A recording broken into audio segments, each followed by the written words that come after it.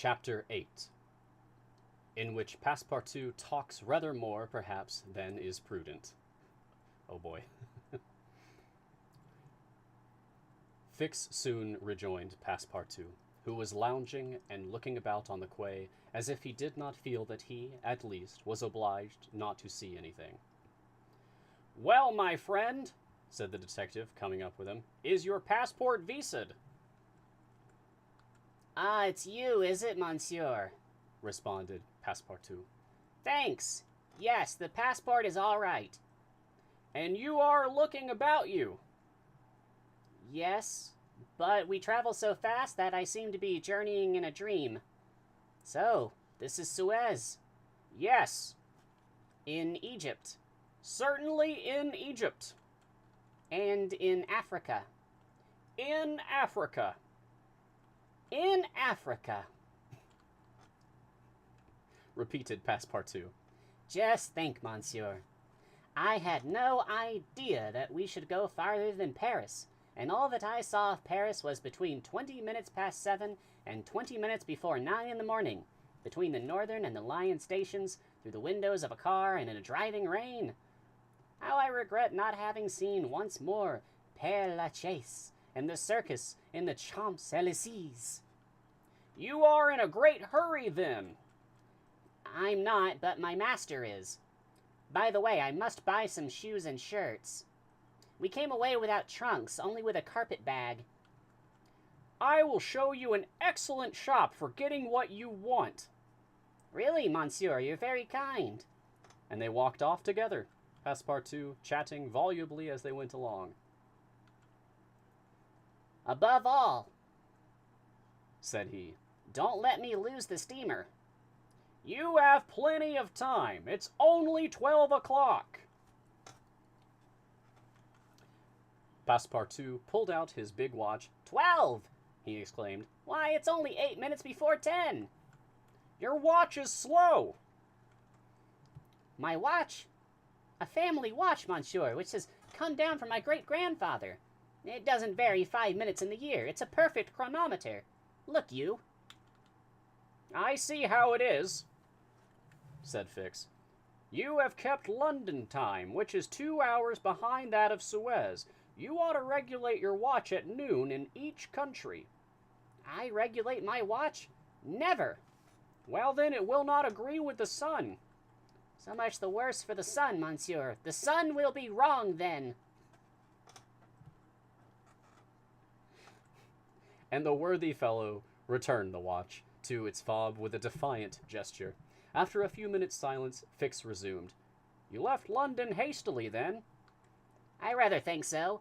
Last Friday at 8 o'clock in the evening, Monsieur Fogg came home from his club, and 3/4 of an hour afterward, we were off." "But where is your master going?" "Always straight ahead. He's going round the world." "Round the world!" cried Fix. "Yes, and in 80 days. He says it is on a wager, but between us, I don't believe a word of it. That wouldn't be common sense. There's something else in the wind." "Ah! Mr. Fogg is a character, is he?" "I should say he was." "Is he rich?" "No doubt, for he's carrying an enormous sum in brand new banknotes with him. And he doesn't spare the money on the way, either. He has offered a large reward to the engineer of the Mongolia if he gets us to Bombay well in advance of time." "And you have known your master a long time?" "Why, no, I entered his service the very day we left London." The effect of these replies upon the already suspicious and excited detective may be imagined. The hasty departure from London soon after the robbery, the large sum carried by Mr. Fogg, his eagerness to reach distant countries, the pretext of an eccentric and foolhardy bet, all confirmed Fix in his theory. He continued to pump poor Passepartout, and learned that he really knew little or nothing of his master, who lived a solitary existence in London, was said to be rich, though no one knew whence came his riches, and was mysterious and impenetrable in his affairs and habits. Fix felt sure that Phileas Fogg would not land at Suez, but was really going on to Bombay. "Is Bombay far from here?" asked Passepartout. "Pretty far. It is a 10 days' voyage by sea." And in what country is Bombay? India. In Asia? Certainly. The deuce! I was going to tell you there's one thing that worries me. My burner. What burner? My gas burner, which I forgot to turn off, and which is at this moment burning at my expense. I have calculated, monsieur, that I lose 2 shillings every 24 hours, exactly 6 pence more than I earn. And you will understand that the longer our journey... Did Fix pay any attention to Passepartout's trouble about the gas? It is not probable. He was not listening, but was cogitating a project. Passepartout and he had now reached the shop where Fix left his companion to make his purchases, after recommending him not to miss the steamer, and hurried back to the consulate. Now that he was fully convinced, Fix had quite recovered his equanimity. "Consul," said he, "I have no longer any doubt. I have spotted my man. He passes himself off as an odd stick who is going round the world in 80 days. "Then he's a sharp fellow," returned the consul, "and counts on returning to London after putting the police of the 2 countries off his track." "We'll see about that," replied Fix. "But are you not mistaken?" "I am not mistaken." "Why was this robber so anxious to prove by the visa that he had passed through Suez?" "Why?" "I have no idea, but listen to me." He reported in a few words the most important parts of his conversation with Passepartout.